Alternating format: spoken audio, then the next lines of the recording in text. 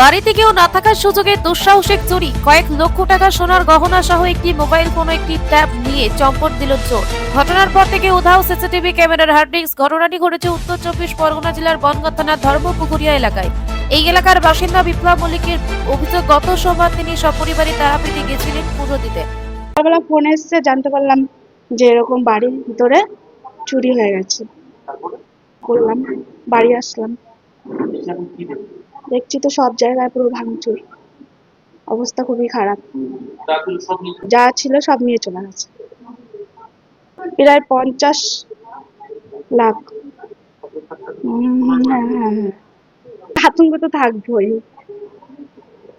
বুধবার সকালে তার কাকা তাকে ফোন করে জানায় বাড়ির পিছনে গেটের তালা ভাঙা। শোনার পর তড়িঘড়ি বাড়ি ফিরে আসেন বিপ্লব বাবু। এসে দেখতে পান বাড়ির ভিতর সমস্ত দরজার তালা ভাঙা অবস্থায় পড়ে আছে। ঘরের ভিতরে সমস্ত আসবাবপত্র লণ্ডভণ্ড। দেখতে পান আলমারির তালা ভেঙে চুরি হয়েছে প্রচুর সোনার গহনা। বিপ্লব বাবু দাবি করেন সোনার চেন, ব্রেসলেট, আংটি সহ চুরি গেছে প্রায় 20 লক্ষ টাকার সোনার গহনা। পাশাপাশি চুরি গেছে একটি মোবাইল ফোন, একটি ট্যাব। এদিন বনগাঁ থানা লিখিত অভিযোগ দায়ের করেন বিপ্লব মল্লিক। 15 তারিখে রাত 9টার সময়। এবার কাজকে সকালে আমার কাকা ফোন করে বলছে পিছনের গেট তালা ভাঙা আর গ্রিল কাটা। সেটা শুনে আমি ছুটে ছুটে আসলাম। এসে দেখি ঘরের ভিতরে সব দরজা ভাঙা আর সব জামা প্যান্ট এদিকে ওইদিকে ছড়ানো রয়েছে। ড্রয়ার ভাঙা, ড্রয়ারের মধ্যে আমার সোনার জিনিস ছিল, 5টা চেন, আংটি, তারপরে বউর মঙ্গলসূত্র, চুড়ি, অনেক কিছু ছিল, তার কিচ্ছু নেই। তাও মোটামুটি 17 থেকে 19 অভিযোগ করেছি থানায়। আমি দেখি থানা তো বলেছে ধরে দেবে, আর আমার জিনিসগুলো আমি ফেরত চাই।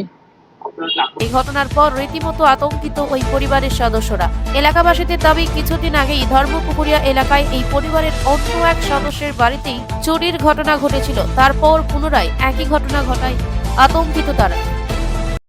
উঠে 10টা সাড়ে 10টায় খবর পেলাম যে বিকাশ মল্লিকের বাড়িতে চুরি হয়ে গেছে। যাক, তাড়াহুড়ো করে এসে দেখি মানে পিছন দিকটা দিয়ে গ্রিলটা ভেঙে ভিতরে ঢুকেছে। তারপরে আস্তে আস্তে খবর হলো ওরা বাড়িতে কেউ ছিল না, তারাপীঠে গেছে। তারপরে পরস্পর ওরা পরশু সোমবারে গেছিল রাত্রে, এক রাত্রে। তারপরে পুরো বাড়িটা ফাঁকা, সবাই মিলে তারাপীঠে গেছিল। তারপরে খোঁজ খবর তাদেরকে দেওয়া হয়েছে এবং তাদের মোবাইলে ফোন টোন করে জানা গেল যে প্রায় 40 থেকে 50 লাখ টাকার গহনা দিয়ে বা অন্যান্য কি জিনিসপত্র দিয়ে প্রায় 50 লাখ টাকার খোয়া গেছে। আর ভাঙচুর মানে সবকিছু ভেঙে চুরে ফেলেছে, ঘরের কিছু তছনছ করে ফেলেছে।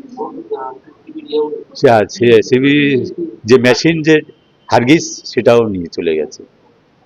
আতঙ্ক তো থাকবে। কিছুদিন আগে আর একটা ঠিক এইরকমই ঘটনা ঘটেছিল আমাদের ধর্মপুকুরে, সেটা ওই উত্তম মল্লিকের বাড়ি। এটাও সেই মল্লিক, তাদেরই রিলেটিভ।